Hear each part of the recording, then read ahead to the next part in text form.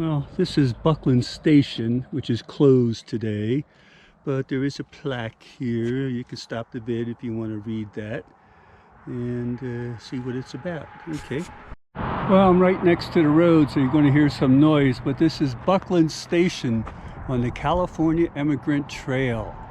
And here's the actual building that they're talking about. There's a lot of gnats flying around, and we're actually getting some trees up in this area.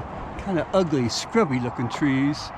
But yeah, here's Buckland Station. I think at times it would be open where you could go inside, but not today. I'm going to check the doors anyhow and see. And here's a plaque over here, so we can go around and see what this guy says over here.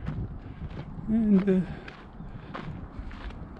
there's another plaque over there. I'll take a look at that, see what that says too here. But here we're talking about the jewels of Western Nevada. And here's where I am, right there.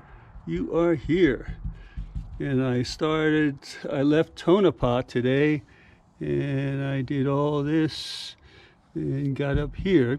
And I'm going to Virginia City and staying the night there. All these gnats around here drive me crazy. Here's another one. Another thing there. Marker. Fort Churchill. I think we're going to hit Fort Churchill next. I think I'll have time. And Buckland Station. Oh, look at that.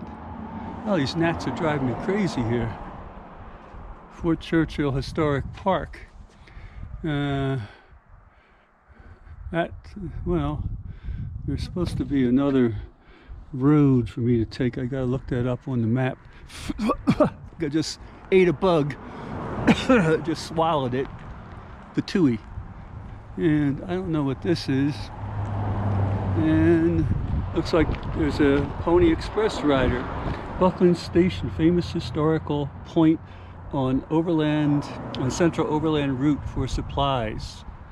There's right there. And here's Buckland's XP somewhere down here. Yeah. All right.